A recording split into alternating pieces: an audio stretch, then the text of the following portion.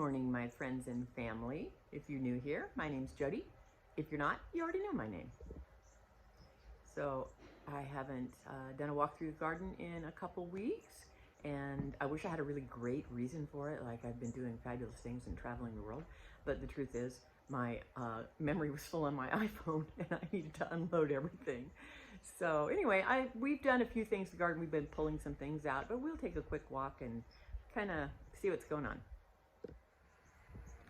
So a lot of things haven't changed, but we're getting towards the end of August, and so of course things are starting to look a little rough. My cucumbers, the chickens got in and scratched up and wrecked almost all of them. There's one kind of alive, but not doing that great. Squash vine borers got the acorn squash.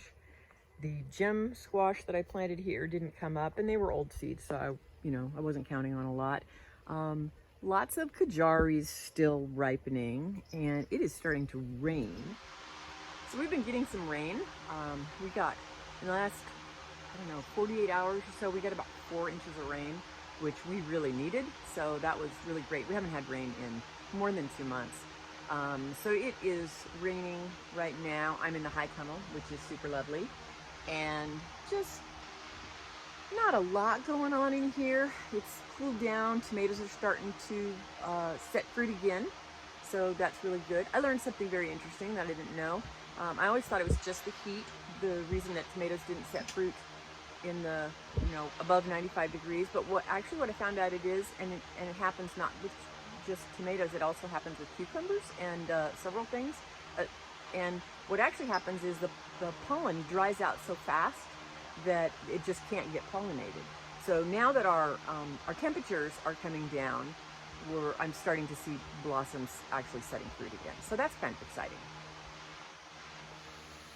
One of the things that I'm really kind of excited about and really enjoying this year is my paprika, and it is just so beautifully bright red. It doesn't mature all at the same time, so I've got it at varying levels of maturity. And what I've been doing is coming out every day and harvesting the bright red ones, and I've been drying them. And I'm getting a pretty good amount of them done. And so over the next month or so, I'll get them all, and then I will grind them up, and I'll have homemade paprika. So these are butternut squash, and it is setting fruit. So hopefully we're gonna get some butternut squash this year. Pumpkins, I've got flowers, but you can see the plant looks just awful. I think there's that one plant's dead and there's one plant left, so we'll see. But cantaloupe, there's actually a lot of cantaloupe. Melons are just easy here for some reason. So there's a nice big one in there, and they're all getting ready. Nothing has dropped off yet. So cantaloupes and all the melon family, when they're ripe, they separate from the vine, but they're getting close. So, and there's maybe 8 or 10 of them. Still have some flowers, but they're definitely looking sad. So I planted our potatoes for the fall, and then of course we've got like a week of rain, which I learned the hard way that you're not supposed to water potatoes after you plant them. And now I think about it, and it seems completely obvious, but it was never actually stated anyplace. I never did find this written down anywhere. And I think I figured it out by watching a vlog of someone talking about potatoes and just kind of talking about the rain in passing. And it was like the light went on for me, and it made so much sense. So that's why a couple years ago, I could not grow potatoes. My potatoes kept rotting, and I was just like, what is wrong? Are my potatoes no good or what? And it turns out it's just because I was watering them like an imbecile.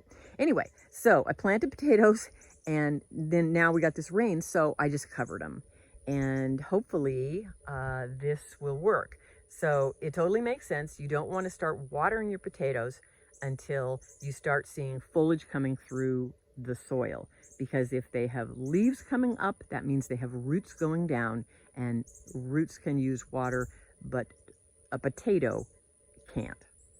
So hopefully I'm going to have a bunch of fall potatoes this year.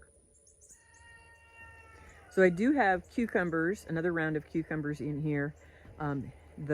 These I put in about maybe 3 weeks ago, and these I just planted about a week ago. And the reason they're netted is because of the chickens. When they're little like that, the chickens jump in there, because I always get that one stupid chicken. And she'll jump in and she'll scratch them all up. These I can take it off, because once they're this big, they leave them alone. And speaking of chickens, you can hear Rocky in the background. We finally figured out our little chick after all that work and locking it up at night and letting it out in the morning and corralling it and taking care of it for all those months. It's a rooster. So we're not very happy about that, but you know, 50-50. So yeah, it turned out to be a rooster, so we're not going to get green eggs. But we have decided that next spring we're going to order some additional chicks, and we're going to get some copper Morans to get some really dark copper color eggs.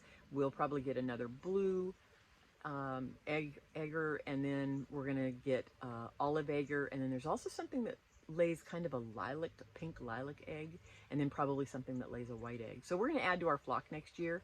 So I've already started kind of thinking about my 3rd generation chicken coop, and I've got some ideas. So I don't know, we'll see.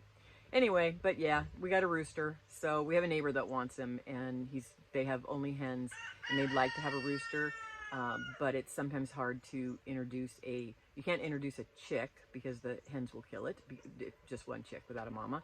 And so he's 4 months old, and that is about the right age to introduce him to a mature flock of hens, because he's still young enough that they can boss him around a little bit, and then as he matures, then he will start getting protective of them and things like that. So anyway, so yeah, we got a little rooster, but that's the way it goes.